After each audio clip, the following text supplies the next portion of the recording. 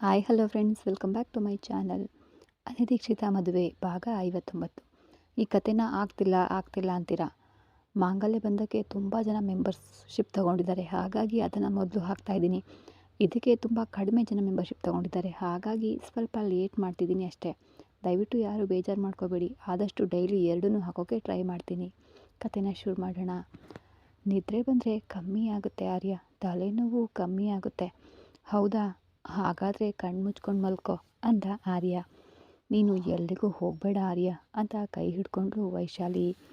ನಾನು ಎಲ್ಲಿಗೂ ಹೋಗೋದಿಲ್ಲ ವೈಶು, ನೀನು ಮಲ್ಕೋ ಅಂತ ಪಕ್ಕದಲ್ಲಿ ಕೂತ ಆರ್ಯ ಹಾಗೆ ಕೂರ್ಲಾಗಿ, ವೈಶಾಲಿ, ನನ್ನ ಕೈಗೆ ಸಿಕ್ಕಿರುವ ನಿನ್ನನ್ನು ನಾನು ಹೇಗೆ ಬಿಡಲಿ ಆರ್ಯ ಅಂತ ಅಂಟದಂತೆ ಆರ್ಯನ ಕೈಗೆ ಮುತ್ತಿಟ್ಲು. ಜಾಹ್ನವಿ ರಾತ್ರಿ ಸೋಫಾದಲ್ಲೇ ಕೂತು ನಿದ್ದೆ ಹೋಗಿದ್ಲು.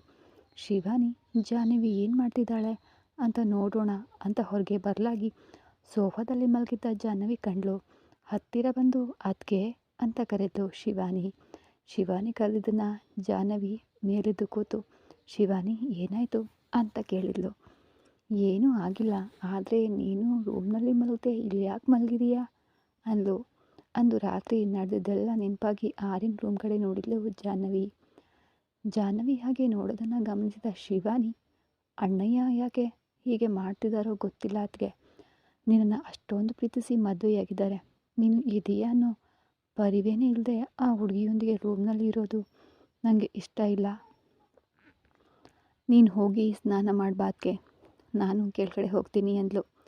ಸರಿ ಶಿವಾನಿ ಅಂತ ಜಾಹ್ನವಿ ಎದ್ದು ವೈಶಾಲಿಗೆ ಏನಾಗಿದೆ ಅಂತ ಯೋಚಿಸ್ತಾ ರೂಮಿನೊಳಗಡೆ ಹೋದ್ಲು. ರಾತ್ರಿ ಆರ್ಯನ ಕೈ ಹಿಡಿದು ಕೂರಲಾಗಿ ವೈಶಾಲಿ ಆರ್ಯನ ಪಕ್ಕದಲ್ಲೇ ಇದ್ದಾನೆ ಅನ್ನೋ ಸಂತೋಷದಲ್ಲಿ ಮಲಗಿ ನಿದ್ದೆ ಹೋಗಿದ್ಲು. ವೈಶು ಆರ್ಯನಿಗೆ ಮಾತ್ರ ಕಣ್ಣಿನ ಮೇಲೆ ನಿದ್ದೆಯೇ ಬರಲಿಲ್ಲ. ವೈಶಾಲಿಯನ್ನು ಒಳಗಡೆ ಕರೆತರುವಾಗ ಜಾಹ್ನವಿ ಗೊಂದಲದಿಂದ ನೋಡಿದ್ದು ನೆನಪಿಗೆ ಬಂತು. ಮೊದಲೇ ಜಾಹ್ನವಿಗೆ ನಾನು ಹೇಳಿಬಿಟ್ಟಿದ್ರೆ ಹೀಗೆ ಆಗ್ತಾನೇ ಇರಲಿಲ್ಲ. ನನ್ನ ಮೇಲಿನ ನಂಬಿಕೆಯನ್ನು ನಾನೇ ಕಳ್ಕೊಂಡು ಈಗ ಜಾಹ್ನವಿಗೆ ಹೇಳದೆ ಮನೆಗೆ ಕರೆತರೋದು ಎಷ್ಟು ಸರಿ ಅಂತ ಮನಸ್ಸು ಹೇಳ್ತಿದೆ. ಮನಸ್ಸು ಎಷ್ಟೇ ಹೇಳಿದರೂ ಕೂಡ ಜಾಹ್ನವಿ ಮಾಡಿದ ಕೆಲಸವನ್ನು ಸಮರ್ಥಿಸ್ಕೊಳ್ಳಲಾಗದೆ ಒದ್ದಾಡ್ತಾ ನಿದ್ದೆಗೆ ದೂರವಾಗಿ ನಸುಕಿನ ಜಾವದಲ್ಲಿ ಮಲಗಿದ ಆರ್ಯ. ಹೀಗೆ ವೈಶಾಲಿ ಎದ್ದು ಆರ್ಯನ ಪಕ್ಕದಲ್ಲಿ ಇಲ್ದಿರೋದನ್ನು ನೋಡಿ ರಾತ್ರಿ ಆರ್ಯ ಇಲ್ಲೇ ಇರಬೇಕಲ್ಲ, ಎಲ್ಲಿಗೆ ಹೋದ ಅಂತ ಎದ್ದು ಕೂತು ನೋಡಿದರೆ ಆರ್ಯ ರೂಮ್ನ ಸೋಫಾದಲ್ಲಿ ಮಲಗಿದ್ದ. ರಾತ್ರಿ ರೂಮ್ನೊಳಗೆ ಕರೆತಂದ ಹಾಗೇನೆ ನನ್ನ ಪಕ್ಕದಲ್ಲಿ ಇರುವಂತೆ ಮಾಡಿಕೊಳ್ಳಾರೇನಾ ಅಂತ ಮನಸ್ಸಿನಲ್ಲಿ ಅಂದ್ಕೊಂಡು ಎದ್ದು ಫೋನ್ ತಗೊಂಡು ಬಾಲ್ಕನಿಯಲ್ಲಿ ಹೋಗಿ ನಿಂತ್ಕೊಂಡ್ಳು ವೈಶಾಲಿ. ಜಾಹ್ನವಿ ಸ್ನಾನ ಮಾಡಿ ಬಂದು ಬಾಲ್ಕನಿಯಲ್ಲಿ ನಿಂತು ತಲೆ ಒರೆಸ್ತಾ ಇದ್ರೆ ವೈಶಾಲಿ ನೋಡಿ ಜ್ಯೋತಿಗೆ ಫೋನ್ ಮಾಡಿದ್ಲು. ಮಲಗಿದ್ದ ಜ್ಯೋತಿ ಫೋನ್ ಎತ್ತಿ ಹಲೋ ಅಂದ್ಲು. ಏನಮ್ಮ ಜ್ಯೋತಿ, ಇನ್ನೂ ಎದ್ದಿಲ್ವಾ ಅಂದ್ಲು. ವೈಶಾಲಿ, ನೀನು ಹೇಗಿದೆಯಾ, ನಿನಗೆ ರಾತ್ರಿ ಏನೂ ಸಮಸ್ಯೆ ಆಗಲಿಲ್ಲ ತಾನೇ ಅಂದ್ಲು ಜ್ಯೋತಿ. ಆರ್ಯ ನನ್ನ ಪಕ್ಕದಲ್ಲಿ ಇದ್ದಾರೆ, ನನಗೆ ಎಷ್ಟೇ ನೋವಾದರೂ ಸಹಿಸ್ಕೊಳ್ತೀನಿ. ರಾತ್ರಿ ಪೂರ್ತಿ ಆರ್ಯ ನನ್ನ ಮೇಲೆ ಕೈ ಹಾಕಿ ನಿನಗೆ ನಾನು ಇದ್ದೀನಿ ಅಂತ ಹೇಳಿ ನನ್ನ ಪಕ್ಕದಲ್ಲೇ ಕೂತಿದ್ದ ಗೊತ್ತಾ. ಆರ್ಯನಿಗೆ ನನ್ನ ಮೇಲೆ ಎಷ್ಟು ಪ್ರೀತಿ ಇದೆ ಅಂತ ನಿನಗೆ ಪ್ರತ್ಯೇಕವಾಗಿ ಹೇಳಬೇಕಿಲ್ಲ ತಾನೇ ಅಂತ ಜಾಹ್ನವಿ ಕೇಳಿಸ್ಕೊಳ್ಳುವಂತೆ ಬೇಕು ಅಂತಾನೆ ಗಟ್ಟಿಯಾಗಿ ಮಾತನಾಡಿದ್ಲು ವೈಶಾಲಿ. ಜಾಹ್ನವಿ ತಲೆ ಒರೆಸ್ಕೊಳ್ತಾ ವೈಶಾಲಿ ಹೇಳಿದ್ದನ್ನು ಕೇಳಿ ನೋವಾಗ್ತಿದೆ. ಆದರೆ ವೈಶಾಲಿಗೆ ಇರುವ ಆರೋಗ್ಯ ಸಮಸ್ಯೆ ಏನು ಅಂತ ಅರ್ಥ ಆಗದೆ ಏನಾದರೂ ಫೋನ್ನಲ್ಲಿ ಹೇಳ್ತಾಳೇನೋ ಅಂತ ಗಮನಿಸ್ತಾನೆ ಇದ್ಲು. ಜಾಹ್ನವಿ ಆರ್ಯನಿಗೆ ತನ್ನ ಮೇಲಿರುವ ಪ್ರೀತಿ ನೋಡಿ ಅಸೂಯೆ ಪಡಲಿ ಅಂತ ಕಾಲೇಜಿನಲ್ಲಿ ಆರ್ಯ ಹೇಗೆ ತನ್ನ ಹಿಂದೆ ಬೀಳ್ತಿದ್ದ ಅಂತ ಹೇಳ್ತಾ ಇದ್ಲು. ಜ್ಯೋತಿ ಕೇಳ್ತಾ, ಇದೆಲ್ಲ ನನಗೆ ಗೊತ್ತಿದೆ ತಾನೇ, ಮತ್ತೆ ಯಾಕೆ ನನಗೆ ಹೇಳ್ತಿದ್ದೀಯಾ ಅಂದ್ಲು. ಹೌದು, ನನಗೆ ಗೊತ್ತು. ಇನ್ನೂ ಆರ್ಯನಿಗೆ ನನ್ನ ಮೇಲೆ ಪ್ರೀತಿ ಹಾಗೇ ಇದೆ ಅಂತ. ಮಧ್ಯದಲ್ಲಿ ಏನೋ ಎಷ್ಟೋ ಘಟನೆಗಳು ನಡೆದ್ರು, ಮೊದಲ ಪ್ರೀತಿಯನ್ನು ಯಾರು ತಾನೇ ಮರೆಯೋದಿಲ್ಲ ತಾನೇ ಜ್ಯೋತಿ ಅಂದ್ಲು. ಆದರೆ ಆರ್ಯ ಹಾಗಲ್ಲ ತಾನೇ ಜಾಹ್ನವಿ, ವೈಶು ಜಾಹ್ನವಿಯನ್ನು ಪ್ರೀತಿಸ್ತಾ ಇದ್ದಾನೆ ಅಂತ ಹೇಳಿದ್ನಲ್ವಾ, ಈಗ ತೋರಿಸೋದು ಪ್ರೀತಿಯಿಂದ ಅಂತ ನೀನು ಭ್ರಮಿಸ್ತಿದೀಯ. ಅದು ಕರುಣೆ. ಮೊದಲು ನೀನು ಪ್ರೀತಿಗೆ ಕರುಣೆಗೆ ವ್ಯತ್ಯಾಸ ತಿಳ್ಕೊ ಅಂತ ಫೋನ್ ಇಟ್ಲು ಜ್ಯೋತಿ. ಜ್ಯೋತಿ ಹಾಗೆ ಅಂದ್ಕೂಡ್ಲೇ ಕೋಪ ಬಂತು. ಇದಕ್ಕೆ ಹೇಳ್ತೀನಿ ನೋಡು ಅಂತ ಆಗಲೇ ನೋಡ್ದಂತೆ, ಗುಡ್ ಮಾರ್ನಿಂಗ್ ಜಾಹ್ನವಿ, ಹೊಸ ಜಾಗ ತಾನೇ, ರಾತ್ರಿ ಚೆನ್ನಾಗಿ ನಿದ್ದೆ ಬಂತಾ ಅಂತ ಕೇಳಿದ್ಲು. ವೈಶಾಲಿ ಉದ್ದೇಶಪೂರ್ವಕವಾಗಿ ಕೇಳ್ತಿದ್ದಾಳೆ ಅಂತ ಅರ್ಥ ಮಾಡ್ಕೊಂಡ ಜಾಹ್ನವಿ, ಹೊಸ ಜಾಗ ಆದರೆ ಏನು, ಇನ್ನು ಮುಂದೆ ಇದೇ ತಾನೇ ನನ್ನ ಮನೆ, ಜೀವನ ಪೂರ್ತಿ ನಾನು ಇನ್ಮೇಲೆ ಇಲ್ಲೇ ಇರಬೇಕು, ನಾನೇನು ನಿನ್ನ ಹಾಗಲ್ಲ ತಾನೇ, ಅಭ್ಯಾಸ ಮಾಡಿಕೊಳ್ಳೇಬೇಕು ಅಂತ ಹೇಳಿ ಒಳಗೆ ಹೋದ್ಲು. ಈ ದಿನ ಏನು ಎದ್ದು ಸಮಯನೇ ಸರಿಯಿಲ್ಲ, ಸುಮ್ಮನೆ ಕೆಣ್ಕಿಕೊಂಡು ಬಯಸ್ಕೊಂಡೆ ಅಂತ ಅನ್ನಿಸ್ತಿದೆ. ಅದನ್ನು ಏನೋ ನೋಯಿಸ್ಬೇಕು ಅಂತ ಅಂದ್ಕೊಂಡ್ರೆ ನನಗೆ ರಿವರ್ಸ್ ಆಯಿತು ಅಂದ್ಕೊಳ್ತಾ ಒಳಗಡೆ ಹೋದ್ಲು ವೈಶಾಲಿ. ಜಾಹ್ನವಿ ಒಳಗೆ ಹೋಗಿ, ಈ ವೈಶಾಲಿ ಹೇಳೋದು ನಿಜವೇನಾ, ರಾತ್ರಿ ಪೂರ್ತಿ ಆರ್ಯ ಅವಳ ಮೇಲೆ ಕೈ ಹಾಕ್ಕೊಂಡು ಕೂತಿದ್ರಾ ಅಂತ ಆರ್ಯನ ಮೇಲೆ ಕೋಪ ಬಂತು. ಜಡೆ ಹಾಕ್ಕೊಂಡು ರೆಡಿಯಾಗಿ ಕೆಳಗಡೆ ಹೋದ್ಲು. ಜಾಹ್ನವಿ ಹೋಗೋ ಅಷ್ಟರಲ್ಲಿ ಶರ್ಮಿಳಾ ಸೋಫಾದಲ್ಲಿ ಕಾಲ ಮೇಲೆ ಕಾಲು ಹಾಕ್ಕೊಂಡು ಕೂತು ರಂಗಮ್ಮನ ಕಾಫಿ ಕೇಳಿ ಎಷ್ಟು ಹೊತ್ತಾಯಿತು ಅಂತ ಗಟ್ಟಿಯಾಗಿ ಕರೆದ್ಲು. ಆಗಲೇ ಅಲ್ಲಿಗೆ ಬಂದ ಜಾಹ್ನವಿ ಕೇಳಿ ಅಡುಗೆ ಮನೆಗೆ ಹೋದ್ಲು. ರಂಗಮ್ಮ ಯಾವುದೋ ಕೆಲಸದಲ್ಲಿ ಇದ್ದು ಶರ್ಮಿಳಾ ಕರೆಯಲಾಗಿ ಆ ಕೆಲಸ ನಿಲ್ಲಿಸಿ ಕಾಫಿ ಮಾಡ್ತಾಯಿದ್ರೆ ಜಾಹ್ನವಿ, ರಂಗಮ್ಮ ನೀನು ಕೆಲಸ ನೋಡು, ನಾನು ಮಾಡ್ತೀನಿ ಅಂತ ಕಾಫಿ ಮಾಡ್ತಿದ್ಲು. ಶಿವಾನಿ ಇತ್ತ ತೋಟಕ್ಕೆ ಹೋಗಿ ಗಿಡಗಳಿಗೆ ನೀರು ಹಾಕ್ತಾ ಆರ್ಯನ ಬಗ್ಗೆ ಯೋಚಿಸ್ತಿದ್ಲು.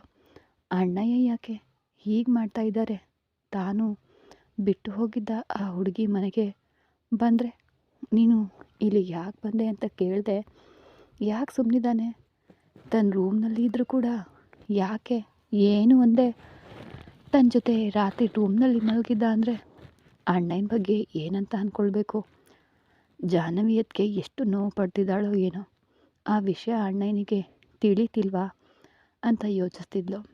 ವೈಶಾಲಿ ಕೋಪದಿಂದ ರೂಮ್ಗೆ ಬಂದು ವಾಶ್ರೂಮ್ಗೆ ಹೋದ್ಲು. ಆ ಶಬ್ದಕ್ಕೆ ಆರ್ಯನಿಗೆ ಎಚ್ಚರ ಬಂದು ದಿಢೀರಂತ ಎದ್ದು ಕೂತು ಆರ್ಯನಿಗೆ ಜಾಹ್ನವಿ ನೆನಪಾಗಿ ಎದ್ದು ಹೊರಗೆ ಹೋಗಿ ಸೋಫಾದಲ್ಲಿ ನೋಡ್ದ. ಜಾಹ್ನವಿಯಲ್ಲೇ ಕಾಣಲಿಲ್ಲ.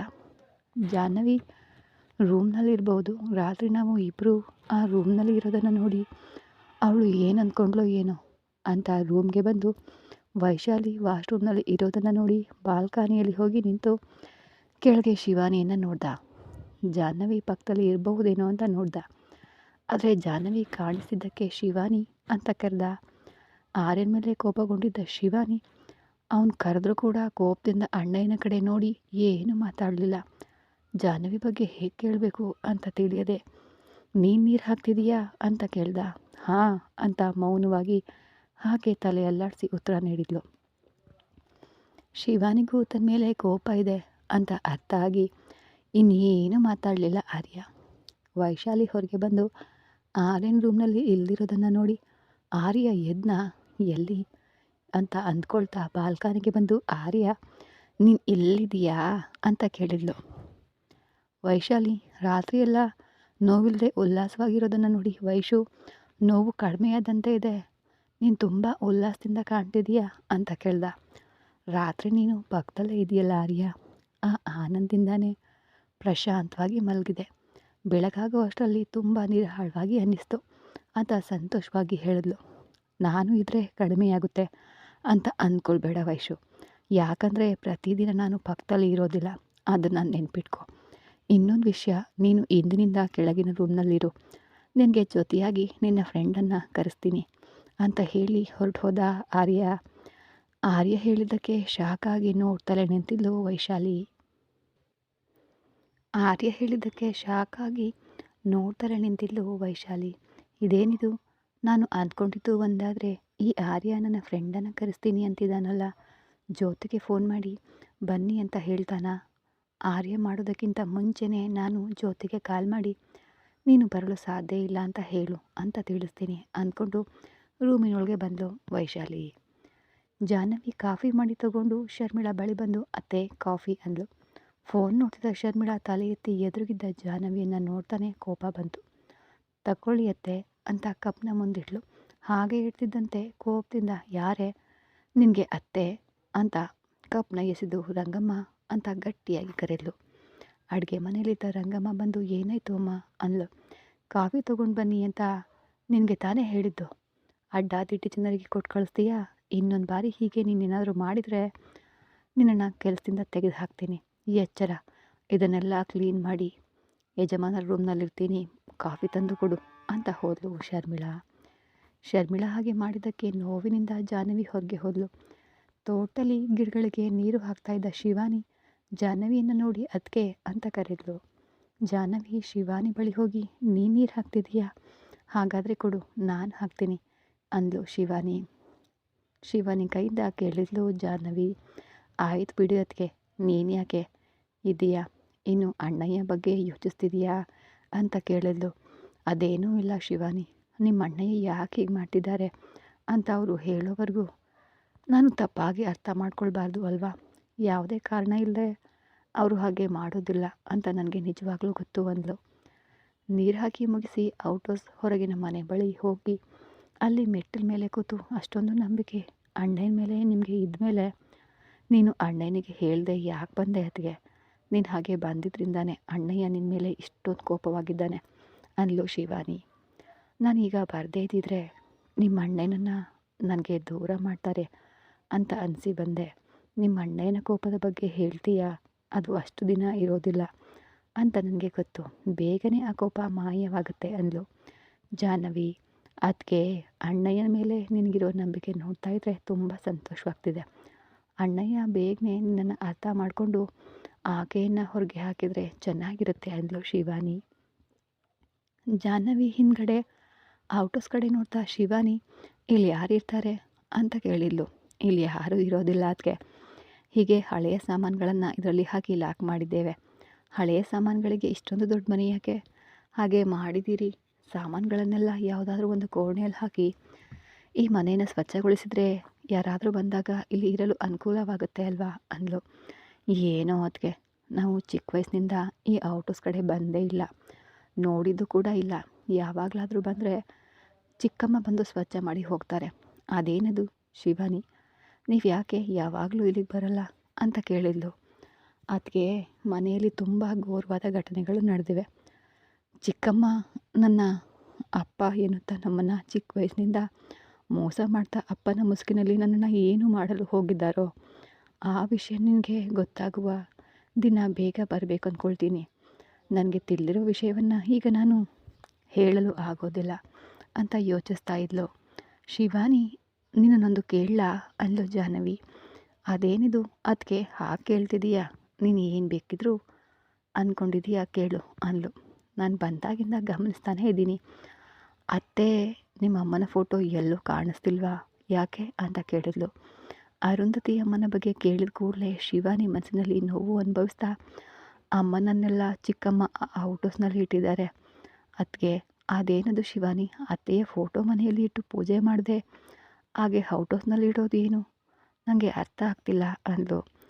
ನಮಗೆ ನಮ್ಮ ಅಮ್ಮನ ನೆನಪಾದರೆ ಮತ್ತೆ ಅವರಲ್ಲಿ ನಾವು ಅಮ್ಮನನ್ನು ಹುಡುಕ್ತೀವಿ ಅಂತ ಹಾಗೆ ಮಾಡಿದ್ದಾರೆ ಅದಕ್ಕೆ. ಹಾಗಾದರೆ ನೀವು ಚಿಕ್ಕಮ್ಮ ಅಂತ ಯಾಕೆ ಕರಿತಿದ್ದೀರಿ? ಅಮ್ಮ ಅಂತ ಕರಿಬೇಕಲ್ವಾ ಅಂದ್ಲು ಜಾಹ್ನವಿ. ಅವರು ನಮ್ಮ ಡ್ಯಾಡಿಯನ್ನು ಮದುವೆಯಾಗಿ ಬಂದಾಗಿಂದ ಚಿಕ್ಕಮ್ಮ ಅಂತ ಕರೆಯೋದು ಅಭ್ಯಾಸವಾಗಿದೆ, ಹಾಗೇ ಕರಿತಿದ್ದೇವೆ ಅಂದರು. ಶಿವಾನಿ, ನಿಮ್ಮ ಮನೆಯ ವಿಷಯಗಳನ್ನು ಕೇಳ್ತಿದ್ರೆ ನನಗೆ ಗೊಂದಲವಾಗ್ತಾ ಇದೆ. ಇನ್ನು ನಿಜವಾದ ವಿಷಯಗಳನ್ನು ತಿಳಿದರೆ ಇನ್ನೇನಂತೀಯೋ ಅದಕ್ಕೆ ಅಂತ ಮನಸ್ಸಿನಲ್ಲಿ ಅಂದ್ಕೊಂಡು ನನಗೆ ಈ ಔಟ್ಹೌಸ್ ಬಳಿ ಕೂತ್ರೆ ನಮ್ಮ ಅಮ್ಮನ ಹತ್ರ ಇದ್ದ ಹಾಗೆ ಅನಿಸುತ್ತೆ. ಅದಕ್ಕೆ ನಾನು ಪ್ರತಿದಿನ ನೀರು ಹಾಕಿ ಸ್ವಲ್ಪ ಹೊತ್ತು ಇಲ್ಲೇ ಕೂರ್ತೀನಿ. ಬೆಳಗ್ಗೆ ಎದ್ದ ಕೂಡಲೇ ಬಾಲ್ಕನಿಯಿಂದ ಔಟ್ಹೌಸ್ ಕಡೆ ನೋಡಿದರೆ ಅಮ್ಮನ ಮುಖ ಕಾಣಿಸ್ದೇ ಇದ್ದರೂ ಅಮ್ಮನನ್ನೇ ನೋಡ್ತಿದ್ದೀನಿ ಅಂತ ಅನಿಸ್ತಾ ಇದೆ ಅಂತ ನೋವಿನಿಂದ ಹೇಳಿದ್ಲು ಶಿವಾನಿ. ಪಾಪ ಶಿವಾನಿ ಹಾಗೆ ಹೇಳ್ತಾ ಇದ್ರೆ ಜಾಹ್ನವಿಗೂ ನೋವಾಯಿತು. ಮತ್ತು ನಿಮ್ಮ ಅಣ್ಣಯ್ಯ ಯಾವಾಗಲೂ ನಿಮ್ಮ ಅಮ್ಮನ ಬಗ್ಗೆ ಕೇಳಲೇ ಇಲ್ವಲ್ಲ ಶಿವಾನಿ? ನಮ್ಮ ಅಣ್ಣಯ್ಯ ಸರಿಯಾಗಿ ಯಾವಾಗ ಮನೆಯಲ್ಲಿದ್ದರೂ ಅಮ್ಮನ ನೆನಪಾಗಲು ಯಾವಾಗಲೂ ಬ್ಯುಸಿ. ಓದಲು ಬೇರೆ ಊರಿಗೆ ಹೋದರು, ಯಾವಾಗಲಾದರೂ ಬಂದರೆ ಅಷ್ಟೇ. ಆಮೇಲೆ ಕೆಲ ದಿನ ಯಾರ ಜೊತೆಯೂ ಮಾತನಾಡದೆ ತಮ್ಮ ಲೋಕದಲ್ಲೇ ತಾವಿದ್ರು. ನಿನ್ನ ಜೊತೆ ಮದುವೆ ಆದಮೇಲೆ ಮನೆಯ ವಿಷಯಗಳನ್ನು ನೋಡ್ಕೊಳ್ತಿದ್ದಾರೆ. ನಾನೀಗ ಬಂದಲ್ಲ ಶಿವಾನಿ, ಇನ್ನು ನಾನು ನೋಡ್ಕೋತೀನಿ. ಅತ್ತೆ ಫೋಟೋ ಮನೆಗೆ ಹೇಗೆ ತರಬೇಕು ಅಂತ ನಾನು ನೋಡ್ಕೋತೀನಿ. ಮೊದಲು ನಿಮ್ಮ ಅಣ್ಣಯ್ಯ ಆ ವೈಶಾಲಿಯನ್ನು ಬಿಟ್ಟು ಕಳಿಸ್ಬೇಕು. ಮೊದಲು ಯಾಕೆ ವೈಶಾಲಿಯನ್ನು ನೋಡಿ ನಿಮ್ಮ ಅಣ್ಣಯ್ಯ ಇಷ್ಟೊಂದು ಕರುಣೆ ತೋರಿಸ್ತಿದ್ದಾರೆ ಅನ್ನೋದನ್ನು ತಿಳ್ಕೊಬೇಕು ಶಿವಾನಿ. ಖಂಡಿತ ಅದಕ್ಕೆ ಮೊದಲು ಆ ವೈಶಾಲಿ ಕೆಲಸವನ್ನು ಮುಗಿಸ್ಬೇಕು ಅಂದ್ಲು. ಸರಿ ಬಾ, ತುಂಬ ಹೊತ್ತಾಯಿತು ಬಂದು ಅಂತ ಇಬ್ಬರು ಕೂಡ ಒಳಗಡೆ ಬಂದರು. ಇವ್ರು ಬರೋ ಅಷ್ಟರಲ್ಲಿ ರಂಗಮ್ಮ ಟಿಫನ್ ಮಾಡಿ ಟೇಬಲ್ ಮೇಲೆ ಇಟ್ಟಿದ್ಲು. ಮೇಲಿಂದ ವೈಶಾಲಿ ಕೆಳಗಡೆ ಇಳಿಯುತ್ತಾ, ಜಾಹ್ನವಿಯನ್ನು ನೋಡಿ, ಏನಿದು ಜಾಹ್ನವಿ, ನಿನ್ನೆ ಎಲ್ಲ ತಿಂದೆ ಇದ್ರಿಂದ ಹಸಿವಾಗಿ ಟಿಫನ್ ಮಾಡಲು ಮೊದಲೇ ಬಂದಿದೆಯಾ? ಹಾಗಾದರೆ ಅಂದು ರಾತ್ರಿ ತಿಂದೆ ಯಾರನ್ನ ಬೆದರಿಸೋಣ ಅಂತ ಹಾಗೆ ಇದ್ದೆ ಅಂತ ಅಣಗಿಸ್ತಾ ಅಂದ್ಲು. ನಾನೇನಾದರೂ ಬೆದರಿಸಿ ನನ್ನ ದಾರಿಗೆ ತಂದ್ಕೊಳ್ಬೇಕು ಅನ್ನೋ ಉದ್ದೇಶವಿದ್ದಿದ್ರೆ ಇಲ್ಲಿವರೆಗೂ ಬರಬೇಕಾದ ಅಗತ್ಯ ನನಗಿರಲಿಲ್ಲ ಅಂತ ಉತ್ತರ ಕೊಟ್ಟಳು ಜಾಹ್ನವಿ. ಜಾಹ್ನವಿ ಹಾಗೆ ಅಂದ್ಕೂಡಲೇ ಶಿವಾನಿ ಚಪ್ಪಾಳೆ ತಟ್ತಾ, ಸೂಪರ್ ಅದಕ್ಕೆ ಸೂಪರ್, ತಲೆ ತಿರುಗುವಂತಹ ಉತ್ತರ ಕೊಟ್ಟೆ ಅಂದ್ಲು ಶಿವಾನಿ ಅಂತ ಕೋಪದಿಂದ ಕರೆದ್ಲು ವೈಶಾಲಿ. ಕೆಳಗಡೆ ಬರ್ತಿದ್ದ ಆರ್ಯ, ಏನಾಯ್ತು ವೈಶು, ಅಷ್ಟೊಂದು ಗಟ್ಟಿಯಾಗಿ ಕೂಗ್ತಿದೀಯಾ? ಹಾಗೆ ಕೂಗಿದ್ರೆ ನಿನಗೆ ಒಳ್ಳೆಯದಲ್ಲ ಅಂತ ಗೊತ್ತು ತಾನೇ ಅಂದ. ನಾನು ಏನು ಕೂಗ್ತಿಲ್ಲ ಆರ್ಯ, ನಿಮ್ಮ ತಂಗಿ ಏನು ಅಂತಿದ್ದರೆ ಉತ್ತರ ಕೊಡ್ತಿದ್ದೆ. ಶಿವಾನಿ ಇಂದು ವೈಶಾಲಿಯ ಫ್ರೆಂಡ್ ಬರ್ತಿದ್ದಾರೆ, ಅವರಿಬ್ಬರಿಗೂ ಕೆಳಗಿನ ಗೆಸ್ಟ್ ರೂಮ್ ರೆಡಿ ಮಾಡಲು ಕೆಲಸದವರಿಗೆ ಹೇಳು ಅಂದನು ಆರ್ಯ. ಈ ಮಾತನ್ನ ಕೇಳ್ತಿದ್ದಂತೆ ವೈಶಾಲಿಗೆ ಕೋಪ ನತ್ತಿಗೆರಿತು. ಜಾಹ್ನವಿ ಶಿವಾನಿಯ ಮುಖದಲ್ಲಿ ಸಂತೋಷ ಮೂಡ್ತು. ಸರಿ ಅಣ್ಣಯ್ಯ, ನೀನು ಹೇಳ್ದಂತೆಯೇ ಮಾಡ್ತೀನಿ ಅಂತ ಸಂತೋಷವಾಗಿ ಹೇಳಿದ್ಲು. ಟಿಫನ್ ಮಾಡೋಣ ಬಾ ಅಣ್ಣಯ್ಯ ಅಂದ್ಲು ಶಿವಾನಿ. ನನಗೆ ಆಫೀಸ್ನಲ್ಲಿ ಕೆಲಸ ಇದೆ ಶಿವಾನಿ, ನೀವು ತಿನ್ನಿ ಅಂತ ಹೋಗ್ತಿದ್ದಾಗ, ಅದೇನಿದು ಆರ್ಯ, ರಾತ್ರಿಯೂ ಕೂಡ ನೀವು ಏನೂ ತಿನ್ನಲಿಲ್ವಲ್ಲ, ಸ್ವಲ್ಪ ತಿಂದು ಹೋಗು ಅಂದ್ಲು ವೈಶಾಲಿ.